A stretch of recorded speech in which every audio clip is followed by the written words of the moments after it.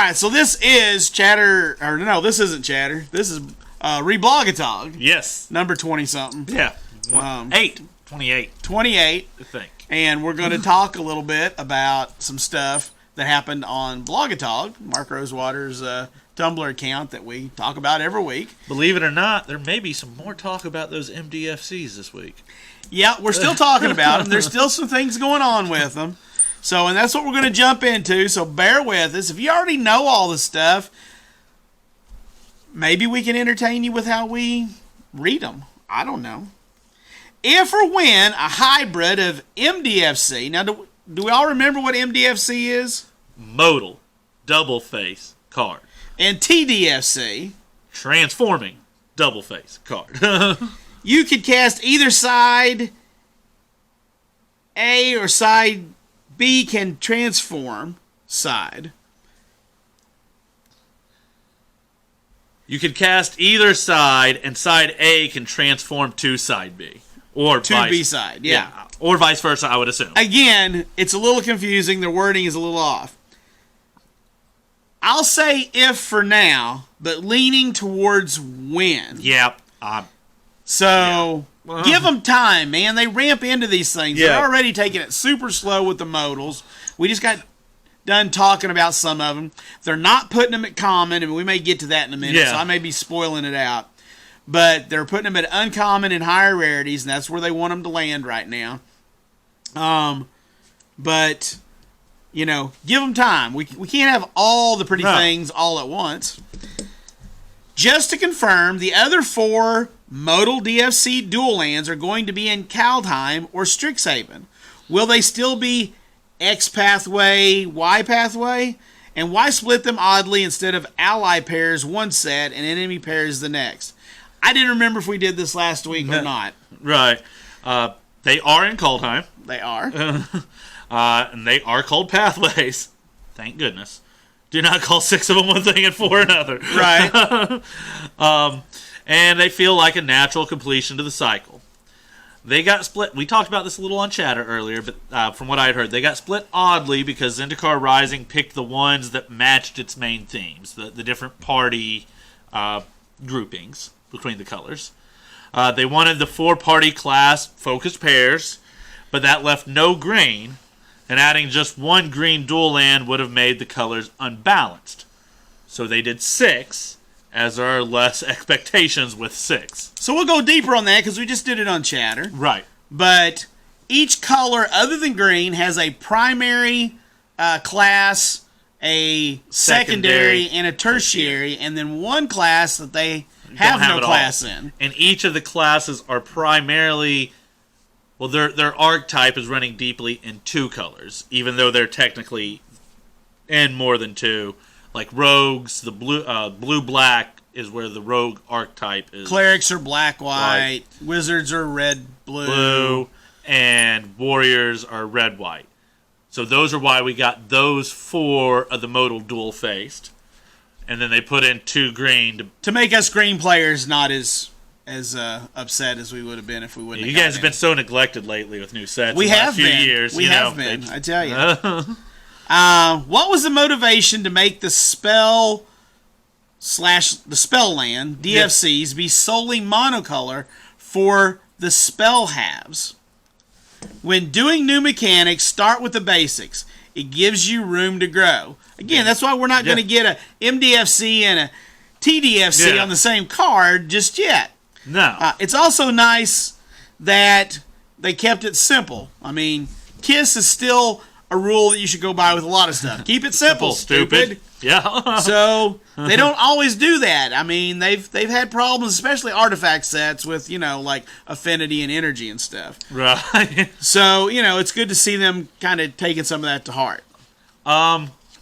What distinguishes an MDFC from a TDFC without knowing which expansion it was from? 3 things. MDFCs have their own symbol in the upper left-hand corner. That's the little triangle. Little triangles. They have info about the opposite side and the Told you lower. I didn't fix it. Yeah, in the lower left-hand corner, which transforming cards do not have. They don't. and the backside can have a mana cost. Okay, that's not an issue yet. Not an issue yet, but eventually they will. Yeah, we've already been told that. I'm pretty sure Kaldheim and Strixhaven, we're getting the modal double face cards, but they won't be lands on the back. We got lands on the back in Zendikar because Zendikar is the land set. So I think in Strixhaven we're going to get spells on the back, a wizard and a spell or something kind of thing. And I don't know about Kaldheim though. I don't know what they're going to do with the Norse world. I think maybe that's how we get snow lands. On the backside.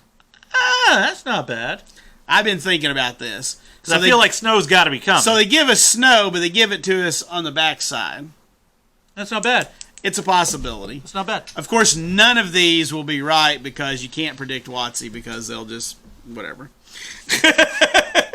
This is actually something I had been wondering, so I'm glad this is answered. How do MDFC interact with Ixodron? So Ixodron is a card that says when he enters the battlefield, you turn all cards face down. Face down. Double face cards can't be turned to face down, so any effect attempting to do that will fail. I had wondered about this. Yeah, this is a rule going back to transform DFCs, TDFCs, but yeah, you can't turn a card face down that has two faces. Good to know. I didn't actually know that. I don't have an Ixodron, but I do have a very cryptic command in one of my blue decks that has the turn a card face down. Yeah. And I was like, could you flip over a double face card using that? No. Good to know. I learned something today. Will MDFCs have different corner symbols depending on the set, like TDFCs do, or will they always use those 1 triangle, 2 triangle symbols? Since TDFCs use a variety of symbols to denote their face, I'm worried new players will have to memorize a growing list of which symbols mean TDFC and which symbols mean MDFC. The symbol was designed to be generic enough that it was usable in any setting. So the MDFCs are going to use that same symbol, at least for now, right? Right. I just want to point out between these TDFCs and these MDFCs, another really easy way to tell is to maybe RTFC. If it doesn't say transform anywhere in the text, it's not a transform. It's a modal. So it is a modal. That is excellent advice. Read the freaking card. Yeah. If you're not sure, just read the freaking card. I just felt like that went real well there. So I'll take this one. Okay. Sorry, Mero, if this has already been answered, because it most surely has. With all the MDFCs and Zendikar Rising, how are you accommodating for people without sleeves? I feel like there's too many for a placeholder, right? Plus, I haven't heard anything about getting them in packs. Well, you should have listened or read more. The new placeholder card isn't a checklist, but a card where you can write on to make it clear what card it is. It's a genuine proxy card from WotC. Yes, that is what it is. Basically, is the best way to put it. It's got a place for the name. It's got a place for the text. You can only use it for an MDFC, or if you want to use it for a TDFC in an old set, you're allowed to. Oh, really? You can only use them for double face stuff? I thought you were also supposed to use these same things because now with Zendikar Rising, we can make copies of permanent spells. And you can probably use it for that. I think that's one of the reasons that I'm saying is you can't write on there Mox, Jet, Black Lotus, Ancestral Recall, and make your own card is what I'm saying. Right. No, but I've heard some about that, and I know some people were a little upset because some people were really excited to figure out what Jace's token card was going to look like. And there is no token card. It's just, here, make your own. Yeah, make your own. Someone's like, oh, man. There is a lot of third-party things out there that are really sweet. Make your own at home. Print it off. Throw it on the field. It'll be all right. We promise. I just want to mirror the image of his, flip it, mirror it, and that's his token.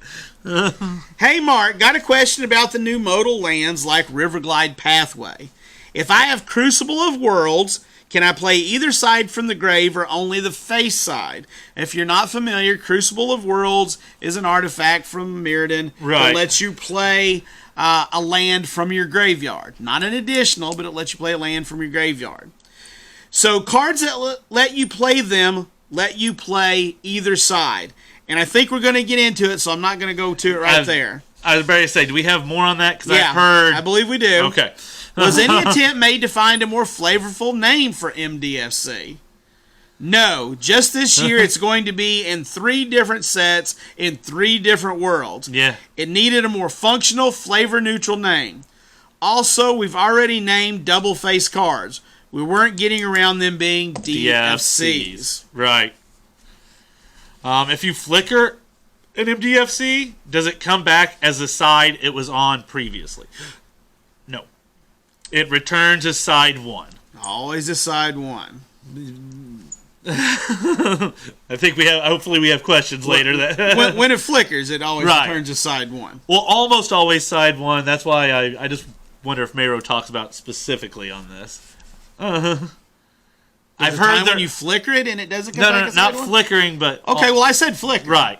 I just mean flicker. Like almost every effect. It seems side 1, but it seems like there are some things. Okay, we're getting there. I'll continue on. Are the MDFC lands in Kaldheim also called pathways? It would be weird if 6 were and 4 weren't. They're called pathways. The 10 feel like a cycle. Yeah, thankfully.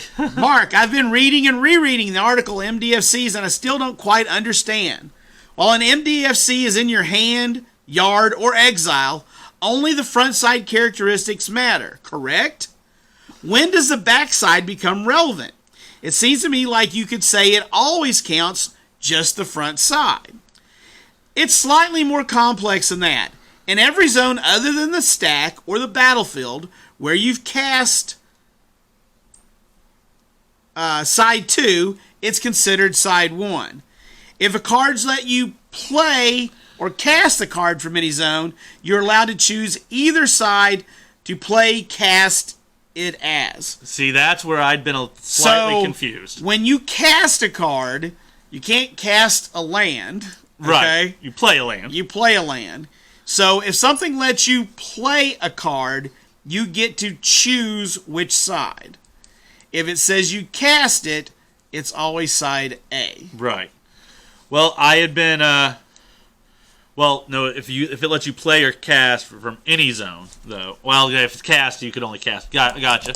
I'd been thrown off by this because I'd heard some other people talking about I don't remember what card they were using specifically, but let's say like a Courser of Crufix ability where you're looking at the top of your library, you can play lands from the top of your library. Rada is out now. You can look at the top card, you can play lands from the top of your library. Apparently one of these, you can play the land even if it's a spell on the front side, is what I've been hearing. And that had me very confused. But here it says it lets you cast from any zone, you are allowed to choose either side. So that's why I had been very confused. Because most of the time it does this, but there are times. Play is different than cast. Right. So that's the thing you're looking for. Is it allow you to play it, or does it allow you to cast it? Right. And then that's the only time it changes. Right. So if Shatter Gang Smashing comes up on the top of my deck with Rada, I can take it, flip it over, and play the land. That's the back of it. Which is how that plays out, but I needed to read that to know why. I'd heard that it did, but I didn't understand why. Because you're playing, not casting. The real question we're all wondering, MDFCs in foil? We presume yes, but can we confirm? Yes, and both sides of the MDFC will be foil. Yes, as they always have been before. Yeah, I'm not sure why there was potentially any question there. I was about to say, we haven't ever just got them where they just foiled one side, have we? Okay, we're going to go ahead and get into the other big lengthy, and then we'll do the spotty ones here. So there was some discussion about making a certain kind of card. So I'm going to read through some of it. I'll let Ellen get into it a little bit. But it's going to give you a little insight into why it's not always just make this card that we want. Just make it. It can't be that hard. Just write it up, word it, throw some art on it, and print it for us. So, Somebody had asked about this, and the first one I kept here was in regards to a creature immune to most board wipes. Is there a reason you can't word it as protection from effects that do not target? Well, protection is... Never mind. Yes, it doesn't work. For example, a creature with that ability would die to Wrath of God because protection doesn't stop non-targeted, non-damage based destruction effects. Right. Guess think a simpler answer to protection from effects that don't target it for a creature would be to have the creature ignore all effects as long as it isn't being the target of a spell or ability. Ignore all effects is a bit vague. Rules-wise. Yeah. Let me make sure here. Yes. Is not this creature has indestructible as long as it is not the target of a spell or ability, and easy wording. I can see it being a box-checking design rather than a good one, however. That wouldn't stop an untargeted -N spell or a forced sacrifice. Or an exile effect. On the topic of protection from Wrath of God, can the rules even identify an effect that affects a permanent without targeting it? No. No, that's part of the problem. In regards to a creature immune to most board wipes, what about this creature can't be destroyed except by effects that target it? There are numerous ways to die other than being destroyed. Couldn't you just make an indestructible creature that loses indestructible when it's targeted? That actually seems like the easiest way. Many kill spells can kill indestructible creatures, just not destruction effects. But well, the anti-board wipe card. How about if this creature would leave the battlefield without being the target of a spell or ability, or from combat damage, instead it remains on the battlefield. This protects against mass bounce, exile, sacrifice, and destroy. It becomes an infinite engine with non-mana sacrifice outlets. yeah.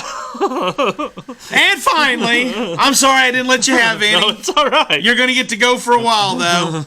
Anti-board wipe card, adding to what Peanut Butter Radio, I guess that's what the last person's name was, said. The addition. His additions are in caps. At the beginning of your end step. If this creature left the battlefield this turn without being the target of a spell or ability or being dealt combat damage, return it to the battlefield. Now it's not an infinite sack outlet. I hope this discussion has shown you all how tricky of a challenge this is. I hope so. Because they just kept going. They wouldn't stop. But can't we just No. how about if we put this word? Let's put this combination of words in there. But it doesn't. It can be very, very tricky. It really can. Those are our two big ones for this week. Yeah. Now we got a lot of hits and misses, and maybe a couple of them overlap and I miss, but let's talk about some other fun things now that we got through those. All right. I'll go ahead and try to clean up the scraps here. Then. Clean up a few scraps because I just kind of got going there a little bit. A little bit. All right.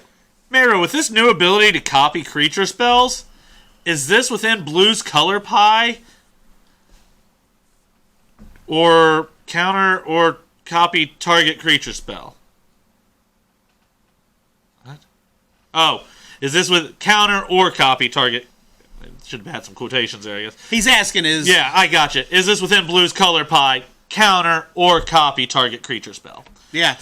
See, me not fixing those is a problem. But, yes. The bigger issue is those two effects cost very different things, and it would have to be costed for the bigger effect, which is the clone effect, more often. Yeah, plus the counter. Plus the counter, right. So if we're talking a hard counter, then it's probably going to cost 6 or something. Right. You know. Hello, Mr. Rosewater. Okay. I've got a question.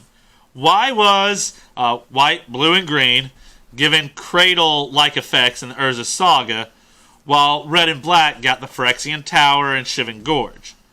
Those colors could have used a cradle effect for damage and cards in the graveyard. Did these exist and were too broken, or were they never conceived? It's a good answer. It's okay for some colors to have things other colors don't. Not everything has to scale and be the same for everything. Yeah, because I'll tell you right now, if there is a black one that gave me mana for cards in the graveyard, yes, that is broken. Pretty easily, because decks I like to play anyway, I can fill a graveyard. There is one that gives you, Crypt of Agadine gives you for creatures in your graveyard. It gives you for creatures in the graveyard, which can still get ridiculous in the right decks. If the main issue of creature lands like Dryad Arbor is the timing of casting it, playing it, would it be possible to have the backside of a TDFC be a creature land? As you can never cast that side, only transform into it. It would get rid of the timing issue. And Mero says, I believe that the backside of a TDFC could be a creature land. So, there you go. That's interesting. That's a cool way to... There you go. Are set boosters still new enough for the card amount to change? Adding 3 to make them 15 cards would make them appeal to more audiences, primarily Chaos drafters.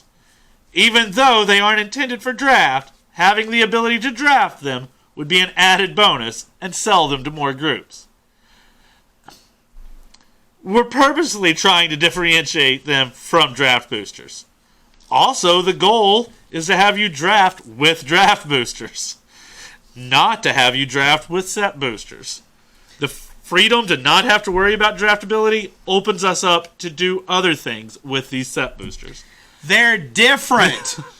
If we wanted the same thing, we wouldn't need different. If I wanted draft boosters, I would have ordered draft boosters this set. And if you really want to draft them for Chaos, do 4. Yeah. 4 12s is 48. It's a little bigger. A little bigger pool. A little more expensive. Yeah. But you can still do it. Well, remember, we used to do dino drafts all the time for 4 packs of 15 cards. Yeah. Mark, since we're... Did you ask this? No. Oh, I think he asked this. No, but I was happy to see it. Mark, since we're going to Kaldheim soon, and Ratatasker